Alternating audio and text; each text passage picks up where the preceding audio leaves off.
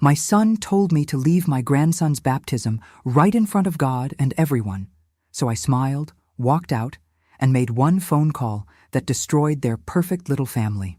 3 days later, Vanessa was in handcuffs, and David was begging me to come back. But by then, it was far too late. Drop your city in the comments and subscribe. Ready for an amazing story? Let's begin. Let me tell you how a grandmother's broken heart turned into the sweetest revenge you'll ever hear. 6 months ago, I thought I had the perfect family. My son David had married Vanessa, a beautiful young woman who seemed to adore him. When little Jacob was born, I was over the moon. Finally, a grandchild to spoil and love. But perfection, I've learned, is usually just a well-constructed lie. It started small, like these things always do. Vanessa would make little comments about my cooking being too heavy for David. She'd suggest I call before coming over because they might be busy. She'd post family photos on social media, but somehow I was never in them. When I mentioned it to David, he'd just shrug and say, "You know how young mothers are, Mom. Give her time." So I gave her time. 6 months of walking on eggshells, bringing store-bought cookies instead of homemade ones, calling 3 times before visiting, and pretending not to notice how my daughter-in-law's smile never quite reached her eyes when she looked at me. The breaking point came when Jacob's baptism was planned. I offered to help with the reception, maybe make my famous apple pie that David had loved since childhood. Vanessa's response was swift and cutting. "Oh, that's so sweet, but we're keeping things simple. Professional catering only." Professional catering.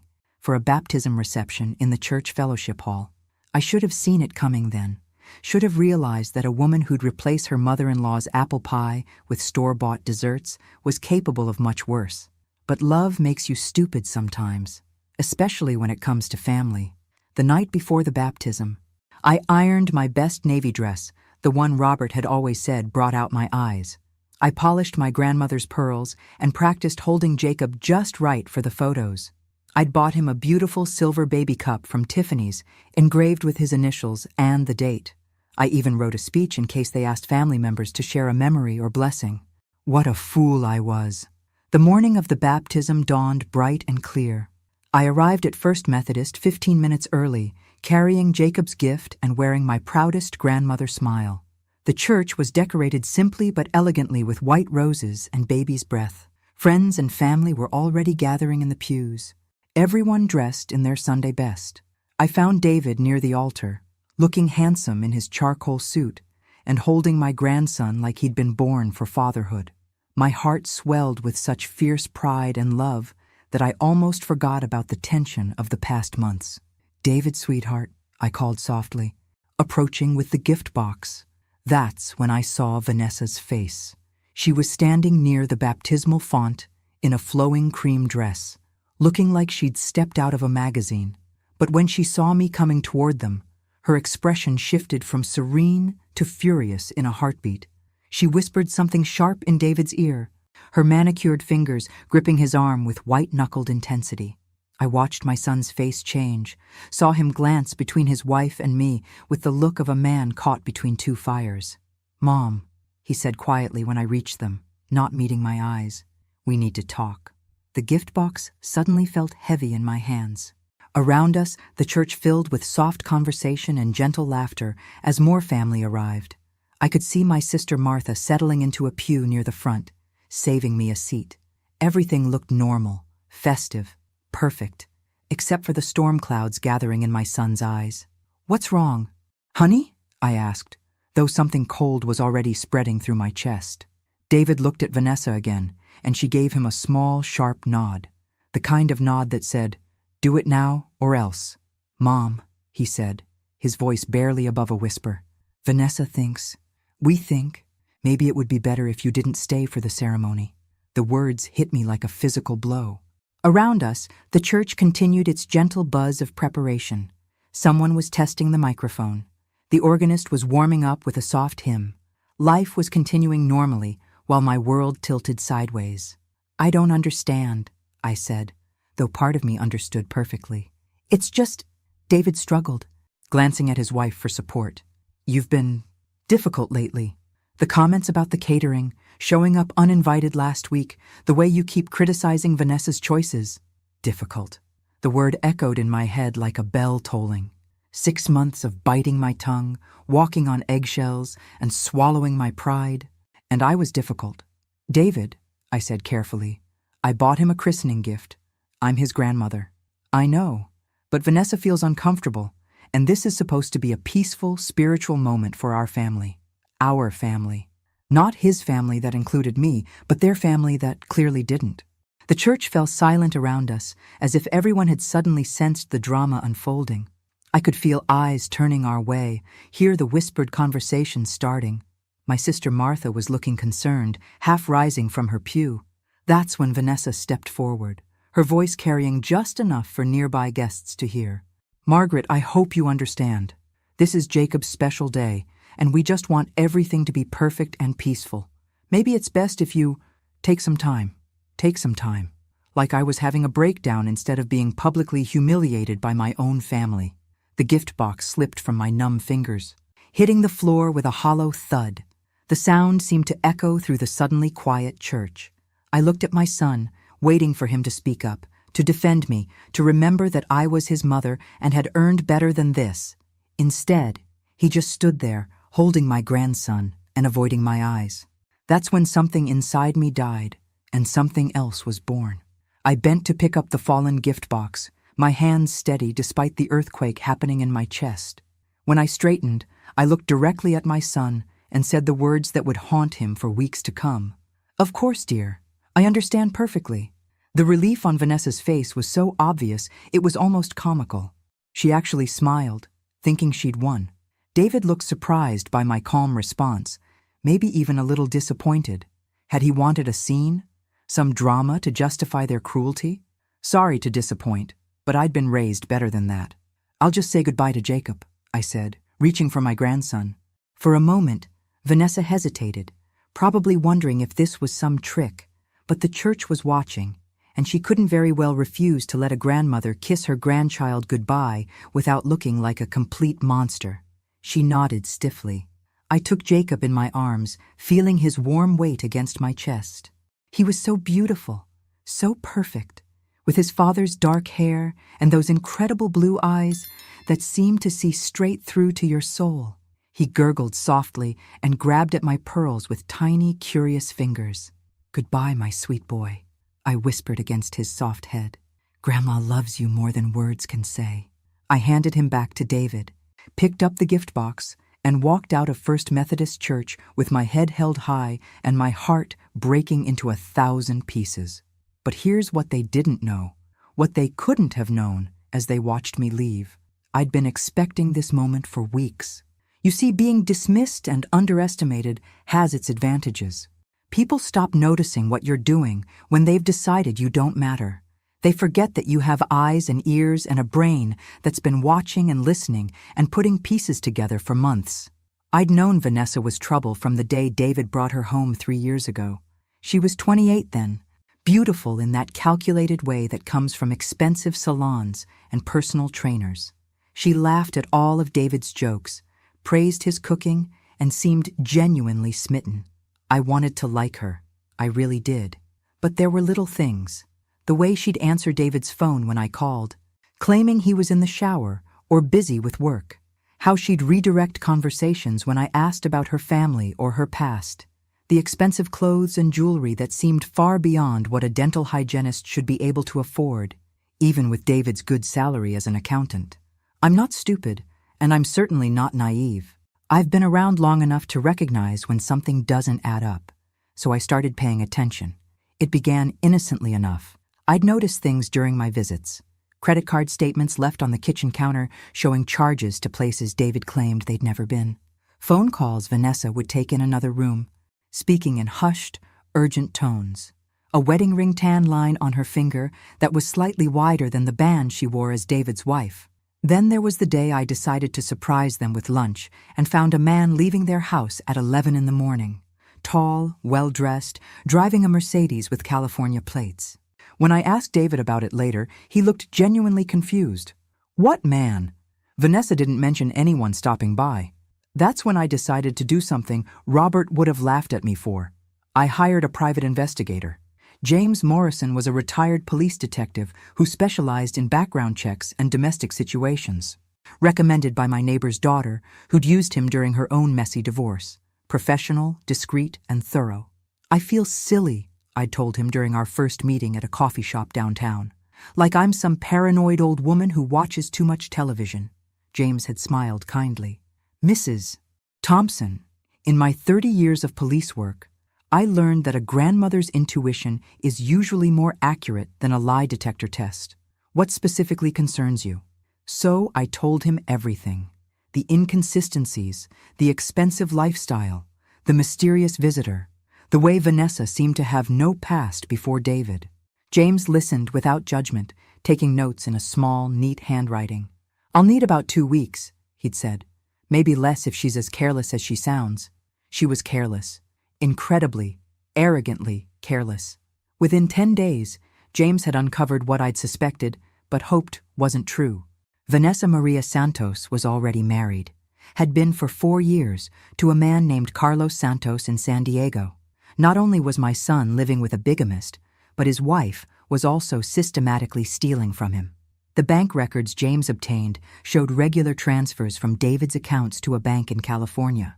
$1,500 every month for the past 2 years. When confronted about the money, Vanessa had apparently told David it was for her ailing mother's medical expenses. Her mother, who was, according to James's research, perfectly healthy and living comfortably in a paid-off house in San Diego, courtesy of her daughter's marriage scam. But the real kicker? The piece of information that made my blood run cold? Vanessa wasn't just a bigamist and a thief. She was also a kidnapper. Baby Jacob wasn't David's son. According to the birth certificate James had obtained from California records, Jacob Santos was born 6 months ago to Vanessa Santos and her legal husband Carlos. The birth certificate David had signed was a forgery, and the baby he'd been caring for as his own son was technically a missing person. Carlos Santos had been looking for his wife and child for 3 months, ever since Vanessa disappeared with the baby and $30,000 from their joint bank account. As I walked out of that church, that gift box under my arm and my dignity intact, I had James Morrison's complete report in my purse, along with Carlos Santos's phone number. David wanted me gone? Fine, but he was about to learn that some phone calls change everything. I got in my car, drove to the parking lot of the grocery store 2 blocks away, and pulled out my cell phone. My hands weren't shaking anymore. Funny how clarity can calm even the most broken heart. The phone rang 3 times before a man answered. "Hello? Mr. Santos? This is Margaret Thompson. I believe I know where your wife and son are." The silence on the other end of the phone stretched so long, I wondered if the call had dropped. Then Carlos Santos spoke, his voice rough with emotion and barely controlled hope. "Jacob? You know where Jacob is?" "Yes," I said, watching churchgoers file out of First Methodist in the distance. The baptism ceremony was probably starting right about now. "And I know where your wife is, too." "Oh, God," he breathed. "Oh, thank God. Is my son okay?" The pain in his voice made my chest tight. This man had been living the same nightmare I was just beginning to understand, having his child stolen by someone he'd trusted. "He's safe," I assured him. "He's healthy and well cared for. But Mr. Santos, there are some things you need to know." I told him everything. About David, about the false marriage, about how his wife had been living as Vanessa Thompson for almost 3 years, how she'd convinced my son that Jacob was his child, how she'd been stealing money from David's accounts, supposedly for medical expenses. $1,500 a month for 2 years, Carlos said, his voice growing hard. She cleaned out our savings account and maxed out our credit cards before she left. I've been wondering how she was surviving. "Your son has been baptized today," I continued, "at First Methodist Church in Millbrook. They're probably having the ceremony right now. There will be a reception afterward at the church fellowship hall. I'm in San Diego. I can catch the next flight." "But, Mr. Santos," I interrupted gently, "before you do anything, you need to call the police. What your wife has done, it's not just bigamy and theft, it's kidnapping. You need to have everything documented properly." Another pause. "Who are you? Why are you helping me?" I looked toward the church where my family was celebrating without me. "I'm Jacob's grandmother, or I thought I was. Your wife has destroyed my family, stolen from my son, and broken more hearts than just yours. But mostly, I'm calling because that little boy deserves to be with his real father. Thank you, Carlos whispered. I don't know how to thank you. Just get your son back. After ending the call, I sat in my car for a long time, watching people come and go from the grocery store. Normal people doing normal things on a Sunday afternoon. Shopping for dinner, buying flowers, living their ordinary, unbroken lives. My phone buzzed with a text from my sister Martha. Where did you go? Everyone's asking. I turned off my phone without responding. Let them wonder. The drive home took me past the church one more time. I could see cars still filling the parking lot. People dressed in their Sunday clothes, mingling outside in the spring sunshine. Through the stained glass windows, I caught a glimpse of white robes and heard the faint sound of organ music. Jacob's baptism was happening right now. My grandson, except he wasn't really my grandson, was being dedicated to God while his real father sat in California, frantically booking a flight to claim his stolen child. By tomorrow, everything would be different. By tomorrow, David would understand exactly what it felt like to have your family ripped away by someone you trusted. But first, I had one more phone call to make. At home, I sat in Robert's old chair and dialed the Millbrook Police Department. I need to report a kidnapping, I told the dispatcher.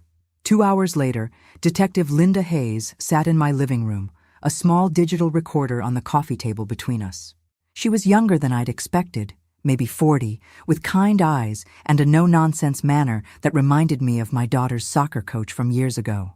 Mrs. Thompson, she said, I want to make sure I understand the situation correctly. You're telling me that your son's wife has been living under a false identity for 3 years, that she's married to another man in California, and that the child your son believes is his biological son was actually kidnapped from her legal husband? That's correct. And you learned this information through a private investigator you hired? Yes. I handed her James Morrison's complete report. Morrison's. Everything is documented there. Birth certificates, marriage licenses, bank records, photographs. Detective Hayes flipped through the report, her expression growing more serious with each page. This is substantial. If true, we're looking at multiple felonies. Bigamy, identity theft, grand theft, kidnapping. It's true. The child is currently at First Methodist Church. I checked my watch. The baptism ceremony should be over by now. They're probably at the reception. Mrs. Thompson, I have to ask, why didn't you come forward with this information earlier? If you suspected something was wrong months ago, it was a fair question. Because until today, I hoped I was wrong. I hoped there was some explanation that wouldn't destroy my son's life. And because I paused, feeling the weight of my own honesty. Because I was a coward. I didn't want to be the one to break his heart. But something changed today. She had me thrown out of my grandson's baptism, made my son choose between his wife and his mother, and he chose her. So I stopped protecting the people who were hurting both me and that innocent baby. Detective Hayes nodded. We'll need to coordinate with the San Diego Police Department and the FBI since this crosses state lines. The father is flying in tonight? He should be.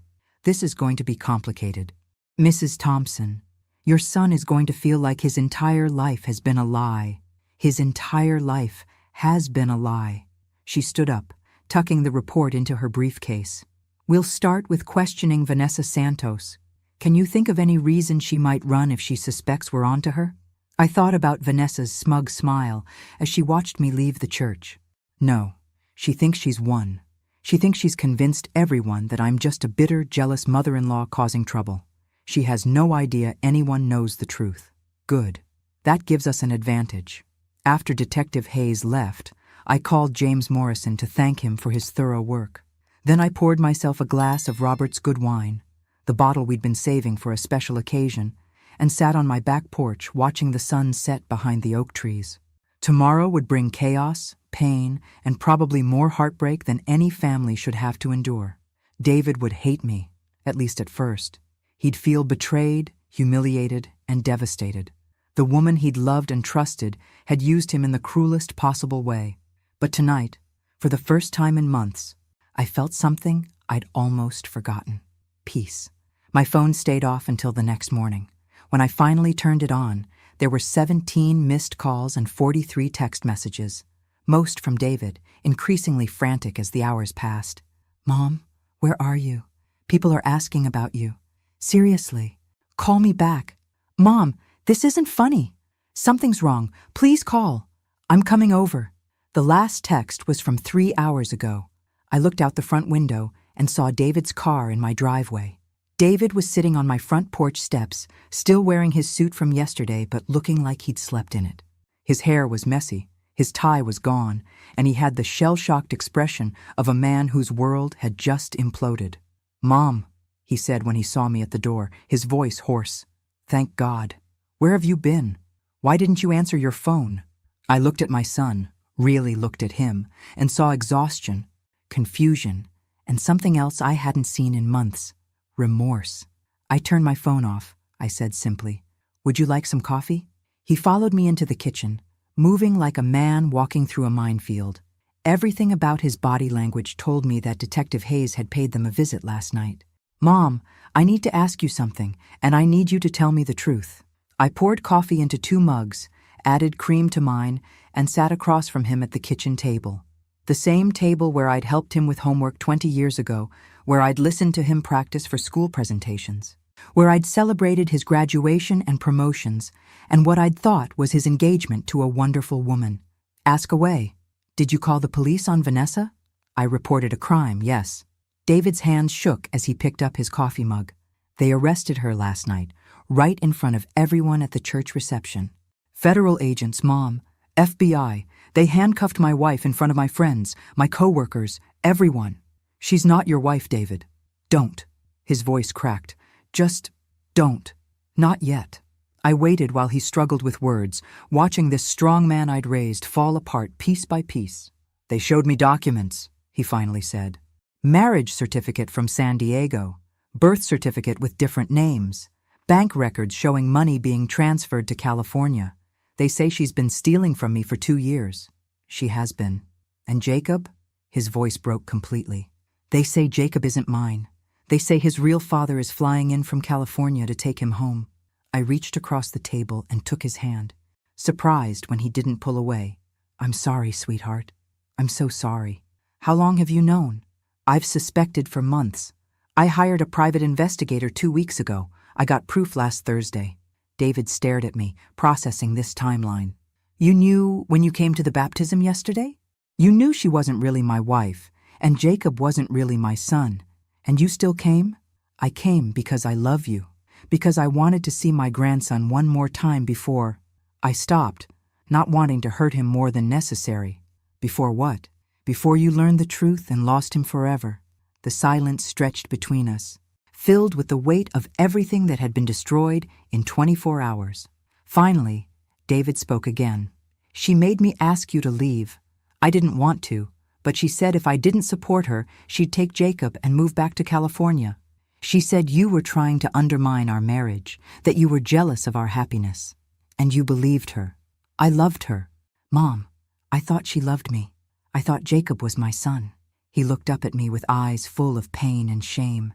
"When you walked out of that church, do you know what I felt? Relief.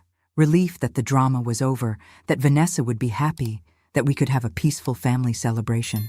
The honesty in his confession hit me harder than yesterday's humiliation had. "And now? Now I feel like the biggest fool who ever lived. Now I understand why you were asking questions about her past, why you seemed concerned about her expensive clothes and jewelry. You weren't being nosy or jealous. You were trying to protect me." I squeezed his hand. "I was trying to protect all of us. The man flying in from California, Jacob's real father. What's he like?" I thought about my brief conversation with Carlos Santos, about the desperation and love in his voice. He's heartbroken. He's been looking for his son for 3 months. According to the investigator, he filed missing person reports, hired his own private detective, spent his life savings trying to find them. Does he know about me? That I thought Jacob was mine? He knows. And David, he's grateful that you've been taking care of his son. He doesn't blame you. You're as much a victim in this as he is." David buried his face in his hands. "I have to give him back. Don't I? I have to give Jacob to a complete stranger and pretend the last 6 months didn't happen. He's not a stranger, honey. He's Jacob's father." The doorbell rang, interrupting our conversation. Through the front window, I could see a police car in the driveway and Detective Hayes walking up the front steps with a man I didn't recognize. He was tall, dark-haired, and carried himself with the nervous energy of someone running on pure adrenaline and desperation. Even from a distance, I could see Jacob's eyes in his face. "That's him," David said flatly. "That's Jacob's real father." I opened the door to find Detective Hayes with Carlos Santos, who looked like he'd been traveling all night and running on nothing but hope. "Mrs. Thompson," Detective Hayes said, "this is Carlos Santos. He's here to reclaim his son." Carlos stepped forward, his voice thick with emotion. "Mrs. Thompson, I can't thank you enough. You saved my boy." "Where is Jacob now?" I asked. "Protective custody," Detective Hayes said. "We took him into care last night while we sorted out the legal issues. Mr. Santos has provided DNA evidence proving paternity, along with the original birth certificate and medical records." Carlos's hands were shaking. "Can I see him? It's been 3 months since she took him." I need to see him." "Of course." Detective Hayes looked at David. "Mr. Thompson, would you like to accompany us? We understand this is difficult for you, too." David stood up slowly, looking every one of his 34 years and then some. "Will you come with me, Mom?" I looked at this broken man who was my son, who'd chosen his wife over his mother just 24 hours ago, who was about to lose the child he'd thought was his own flesh and blood. Despite everything, despite the humiliation and the months of being dismissed, he was still my baby. "Of course I will." An hour later, we stood in a Child Protective Services office watching Carlos Santos hold his son for the first time in 3 months. Jacob recognized his father immediately, reaching for him with a delighted gurgle that brought tears to everyone's eyes except David's. David just stood there like a statue, watching the man who'd been his son for 6 months bond with his real father. I wanted to comfort him, but some pain is too deep for comfort, too vast for words. "He's grown so much," Carlos whispered, kissing Jacob's head. "Thank you," he said to David. "Thank you for taking care of him. I know this isn't your fault." David nodded stiffly. "He's a good baby. He sleeps through the night now. He likes those little puffs with the sweet potato flavor. He's starting to sit up on his own." "Would you—" Carlos hesitated. "Would you mind telling me more about what he's been like? I've missed so much." And there, in that sterile government office, my son spent an hour telling a stranger about the daily life of a baby he'd loved as his own. First smiles, favorite toys, bedtime routines, the way Jacob liked to grab at shadows on the wall. Carlos listened to every word, occasionally asking gentle questions, clearly treasuring each detail about his son's stolen months. By the end of the conversation, both men were crying. When we finally left CPS, Carlos Santos had his son back, and David had nothing but an empty car seat and a lifetime of wondering what was real. "Mom," David said as we stood in the parking lot, "I owe you an apology. For yesterday, for the last 6 months, for not trusting your instincts about Vanessa. You don't owe me anything except honesty going forward." "I do owe you something," he insisted. "I owe you respect. I owe you gratitude. I owe you recognition that you were protecting me even when I was too blind to see it." He hugged me then, really hugged me, for the first time since Vanessa had come into our lives. "What happens now?" he asked. "Now we heal. Now we rebuild. Now we remember what family really means." But as we drove home separately, I couldn't shake the feeling that the hardest part was yet to come. 3 weeks later, I was frosting a birthday cake in my kitchen when the phone rang. David's name appeared on the caller ID, which had become a welcome sight again since Vanessa's arrest. "Hey, sweetheart," I answered. "How are you holding up? Actually, that's why I'm calling." His voice sounded stronger than it had in weeks, more like the confident man I'd raised. "I wanted to thank you again, and I wanted to tell you something important." I set down my spatula and gave him my full attention. "What is it?" "I've been going to therapy. Dr. Rebecca Martinez. She specializes in relationship trauma and family recovery. And Mom, she helped me understand something I need you to know." "What's that?" "You didn't just save me from Vanessa. You showed me what real love looks like." I felt my throat tighten. "David." "No, let me finish. When Vanessa demanded I choose between you and her, I chose wrong. I chose the person who was manipulating me over the person who had loved me unconditionally my entire life. and when you found out the truth about her, you could have embarrassed me privately, let me figure it out on my own, or just walked away from our whole mess. I stirred the frosting thoughtfully, remembering those dark moments when I'd considered doing exactly that. Instead, you made the hard choice. The choice that would hurt in the short term, but protect everyone in the long term. You called Carlos Santos knowing it would destroy what I thought was my family, but you did it because Jacob deserved his real father, and I deserved the truth. I did it because I love you both. That's what Dr. Martinez said. She said that what you did was an act of profound love, even though it looked like betrayal from my perspective.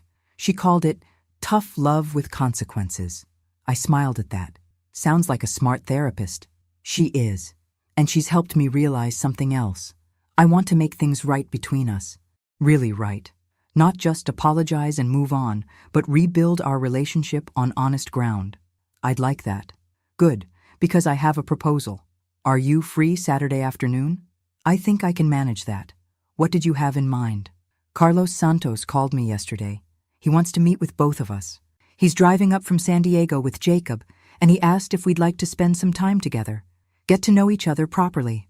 I nearly dropped the phone. He wants to see us again? Mom, he considers you Jacob's grandmother, not biologically, but emotionally. You were there for Jacob's first 6 months of life. You bought him gifts, held him, loved him. Carlos doesn't want that connection to disappear just because the truth came out. Tears started flowing before I could stop them. I'd been trying so hard not to think about Jacob, not to miss those tiny hands grabbing at my pearls, or the way he'd settle in my arms like he belonged there. And me? I managed to ask. He wants Jacob to know me? He wants Jacob to grow up knowing all the people who loved him, including the woman who saved him from a kidnapper and the man who cared for him when his father couldn't. Saturday afternoon arrived bright and warm. I'd changed clothes 3 times before settling on a simple blue dress and my grandmother's pearl necklace. David picked me up at 2 o'clock, looking nervous but hopeful. You okay, Mom? I think so. It's just surreal. Meeting my grandson's real father as my grandson's real father, you know? I know exactly what you mean. We drove to Riverside Park, where Carlos had suggested we meet. It was neutral ground, he'd said, somewhere comfortable for everyone. As we pulled into the parking lot, I saw them immediately. Carlos Santos was pushing a stroller along the walking path, pointing out ducks to Jacob, and keeping up a steady stream of cheerful conversation in both English and Spanish. Even from a distance, you could see the bond between father and son, the way Jacob's head turned toward his father's voice, the protective way Carlos hovered near the stroller. There they are, David said unnecessarily. He looks like a good father. He does. We approached slowly, giving Carlos time to notice us and prepare. When he looked up and smiled, I felt some of my nervousness fade away. This was the same man who'd thanked me through tears in that CPS office, who'd listened so gratefully as David shared months of memories about his son. Margaret, David, Carlos waved us over. Thank you for coming. Jacob had grown in the 3 weeks since I'd last seen him. His hair was a little longer, his cheeks a little fuller, and he was sitting up confidently in his stroller. When he saw David, he made a happy babbling sound and reached out with both arms. He remembers you, Carlos said softly, lifting Jacob out of the stroller and carrying him toward us. David's face crumpled with emotion as Jacob patted his cheeks and grabbed at his hair with delighted squeals. Hey, buddy, David whispered. Look how big you're getting. Then Carlos turned to me, and I found myself looking down into those blue eyes I'd fallen in love with 6 months ago. Hi, Jacob, I said gently. Do you remember Grandma Margaret? He stared at me for a moment, then smiled and reached for my pearl necklace. Just like he'd done at the baptism. My heart broke and healed at the same time. We spent 2 hours in the park. Carlos told us about Jacob's life in San Diego, his own family, his job as a civil engineer. He showed us pictures of Jacob's room, his cousins, the daycare where he'd be going when Carlos returned to work. In return, we told Carlos more stories about Jacob's time with us. The night he'd first slept through until morning, the way he'd giggled during diaper changes, how he'd learned to grab his own toes and put everything in his mouth. I want him to know these stories when he's older, Carlos said. I want him to understand that even though his first months were complicated, he was surrounded by people who loved him. As the afternoon wore on, something beautiful happened. We stopped being awkward strangers thrown together by tragedy and became something else, an unusual but genuine extended family. "Carlos," I said as we prepared to leave, "would you mind if I stayed in touch? Maybe sent birthday cards, Christmas presents?" "Margaret, I was hoping you'd ask. Jacob doesn't have grandparents on my side anymore. They passed away before he was born. But he has a grandmother who loved him enough to save him, and I'd like him to know that as he grows up." David cleared his throat. "And Carlos, if you ever need anything, babysitting when you're in town, someone to talk to who understands what it's like to love that little guy, please call." "I will." "And David? Vanessa stole from both of us. She stole your time with someone who would have been a son to you, and she stole my time with my actual son. But she didn't steal the love. That's still real, even if the circumstances weren't." Driving home, David and I were quiet for a long time, processing the emotional complexity of the afternoon. "Mom," he finally said, "I know this is weird, but I feel better now. Not healed, but better." "Me too. Carlos is a good man." "Yes, he is. Jacob's lucky to have him as a real father, and lucky to have had you as a stand-in father when he needed one." That evening, I called my sister Martha to tell her about our park visit. She'd been my rock through the whole ordeal, never once saying, "I told you so," even though she'd had her own suspicions about Vanessa. "So, you're going to stay in Jacob's life?" she asked. "It looks that way. And David's okay with that?" "More than okay. I think it helps him feel like his love for Jacob wasn't wasted." "What about Vanessa? When's her trial?" "Next month. Carlos says he'll testify, and so will David. The federal prosecutor thinks she'll plead guilty to avoid a longer sentence." "Good. She deserves whatever she gets." I agreed, but truthfully, I'd stopped thinking about Vanessa weeks ago. My focus had shifted to rebuilding what she'd tried to destroy: trust, family, love that wasn't based on lies. That night, as I was getting ready for bed, I found myself looking at the silver baby cup I'd bought for Jacob's baptism, the one with his initials and the date engraved on the side. I'd never given it to him, had forgotten about it in all the chaos. Tomorrow, I decided, I'd wrap it up and send it to Carlos with a note explaining its significance. Jacob might not understand now, but someday he'd be old enough to hear the story of his complicated beginning and the grandmother who loved him enough to tell the truth. I placed the cup on my nightstand where I could see it when I woke up, a reminder that sometimes the most loving thing you can do is the hardest thing you can imagine. Outside my window, the moon was bright and full, casting shadows across the garden Robert and I had planted together 20 years ago. Everything looked peaceful, normal, exactly as it should be. But I knew now that appearances could be devastatingly deceiving, that love sometimes required courage more than comfort, and that family wasn't just about blood or marriage certificates or baptism ceremonies. Family was about showing up, telling the truth, and protecting the people you love, even when they can't see that they need protecting, especially then. Margaret's Story, Chapters 10. 2 months after that day in the park, I thought the worst was behind us. Vanessa was in federal custody awaiting trial, David was rebuilding his life with therapy, and Carlos had become part of our extended family. I should have known that stories like ours don't end that simply. The phone call came on a Tuesday morning. Dr. Martinez, David's therapist, had never called me directly before. "Mrs. Thompson, David gave me permission to contact you. Something has come to light that you should know about. Can you come to my office this afternoon? You might want to bring someone for support." "Mrs. Thompson," Dr. Martinez began, "in working with David, we've discovered something disturbing.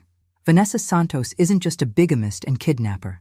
She's what we call a professional predator. David wasn't her first victim." She opened a thick file. "We've identified 4 other men across 3 states who were targeted by women matching Vanessa's methods. In each case, different names, different backgrounds, but the pattern was identical." "What pattern?" I asked. "She targets recently divorced or widowed men with good incomes, creates false identities, studies them for weeks, then establishes accidental meetings." My stomach turned cold. David wasn't randomly targeted. No, Vanessa had been watching David for months before they met at that coffee shop. She knew about his divorce, his job, his finances, even his relationship with you. "Doctor." Martinez's expression grew grave. 2 victims lost money but survived. 1 died under suspicious circumstances, and 1 named Thomas Mitchell from Phoenix. His mother Eleanor became suspicious and was found dead 3 days later. Apparent heart attack. The room spun around me. She kills people who threaten her schemes. It appears so.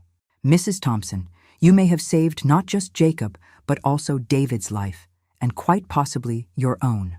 I thought about all those months when Vanessa had seemed to resent my presence, my questions, my very existence in David's life. How many times had she looked at me and wondered if I was becoming a problem that needed to be solved? There's more, Dr. Martinez continued. The FBI believes Vanessa is part of a larger organization. This level of identity creation, background fabrication, and victim research requires resources and expertise beyond what one person could manage alone. You're saying there are others like her? We believe so. The FBI has been tracking what they're calling romance fraud networks for years. Professional criminals who target vulnerable people, steal their assets, and disappear. But Vanessa's methods were more sophisticated than typical romance fraudsters. Martha spoke up for the first time. What does this mean for David? For the trial? It means David was victimized by someone far more dangerous and calculating than we initially realized. It also means the federal charges against Vanessa are likely to be much more serious than we first thought. That evening, I sat with David in my living room, sharing what Dr. Martinez had told us. He listened in stunned silence, occasionally asking for clarification, but mostly just absorbing the magnitude of how thoroughly he'd been manipulated. 4 other men, he finally said, and one of them might be dead because his mother got suspicious. David, you can't blame yourself for not seeing through such an elaborate deception. She was a professional criminal with years of experience. But Mom, don't you understand? She was planning to kill you. If you hadn't discovered the truth about Jacob, if you hadn't made those phone calls— His voice broke. I could have lost everything that actually mattered while protecting someone who was planning to murder my mother. We sat in silence for a while, both processing the terrifying alternate reality we'd narrowly escaped. Finally, David spoke again. There's something I haven't told you, something I was too ashamed to admit even to Dr. Martinez until this week. I waited, sensing this was important.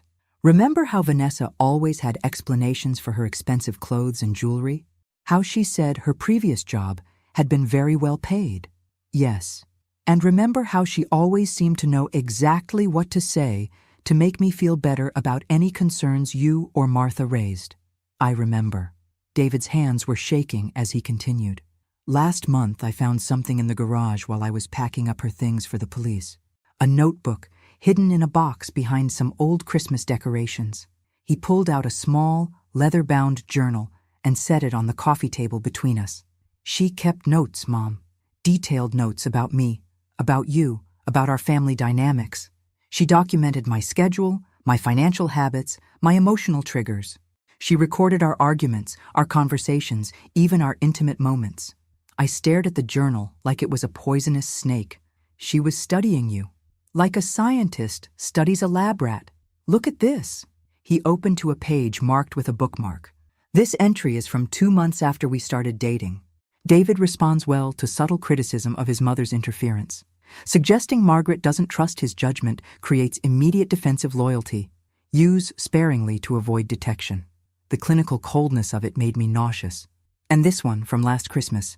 Margaret suspicious of jewelry gifts. Need to establish stronger wedge between D and mother. Consider pregnancy announcement to create permanent family obligation. She was planning to fake a pregnancy? She was planning everything, Mom. Every fight between us, every moment of doubt you felt about her.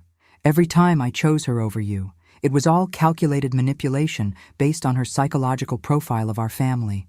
I thought about all those times I'd felt like I was being unreasonable, oversensitive, too protective. All those moments when I'd questioned my own instincts because they seemed to conflict with David's happiness. David, she was a professional. You couldn't have known. But you did know.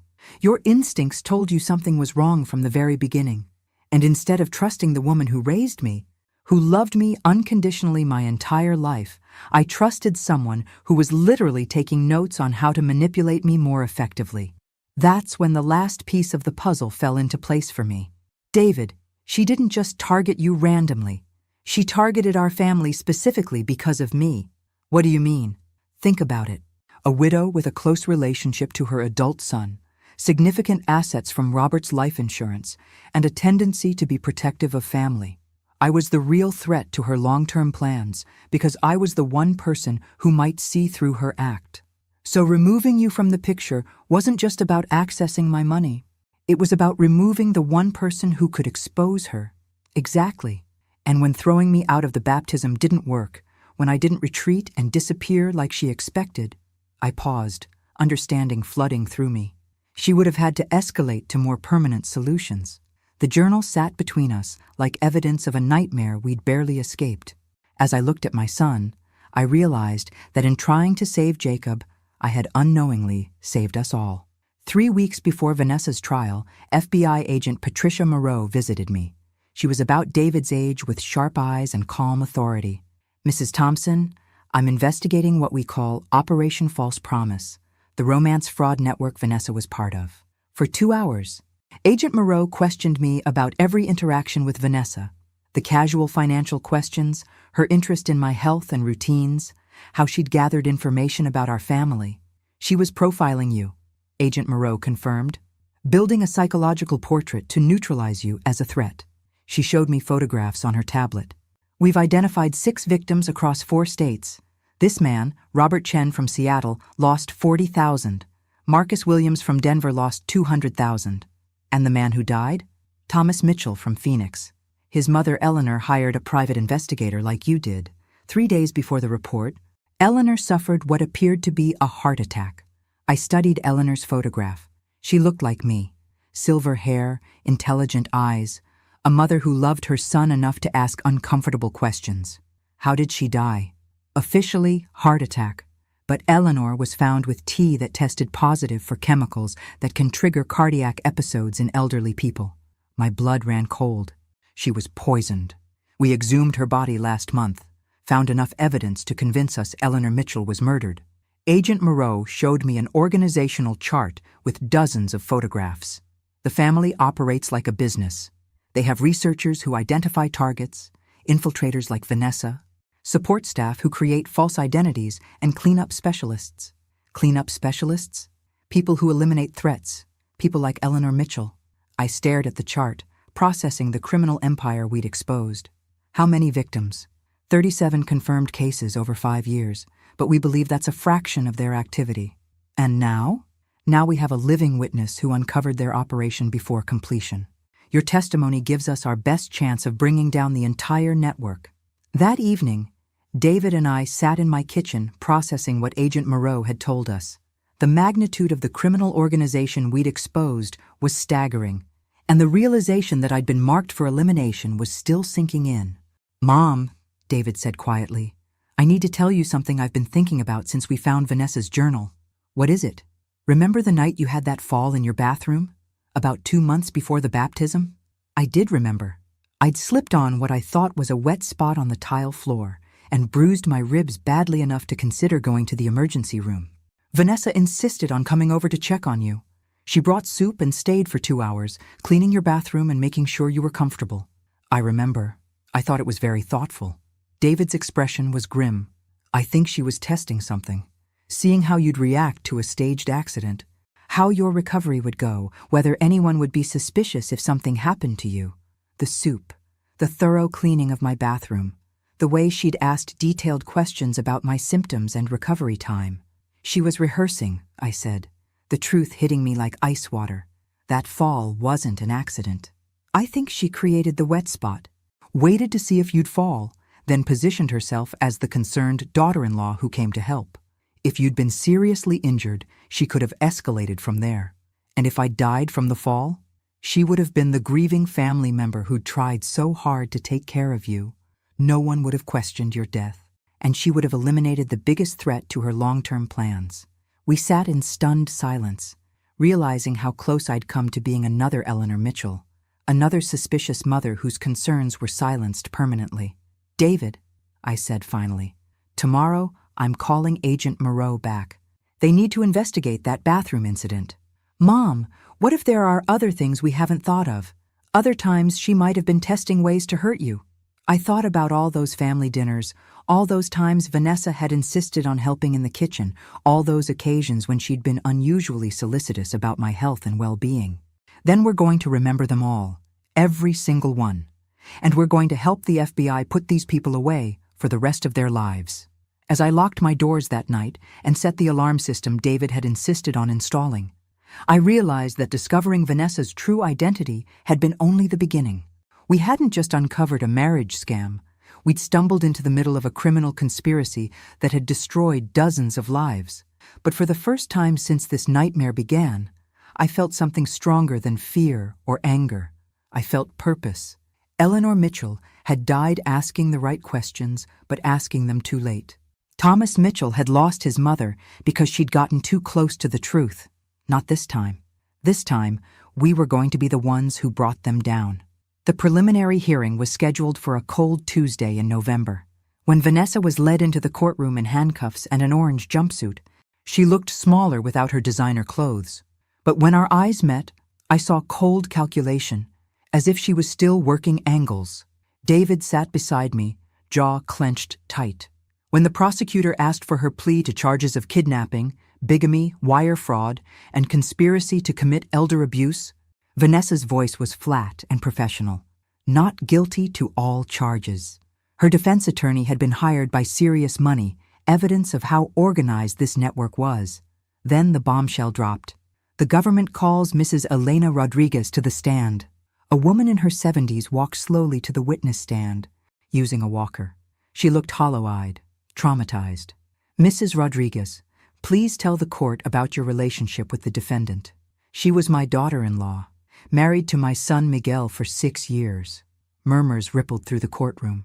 When did you last see your son Miguel? 14 months ago, before the accident. Can you describe this accident?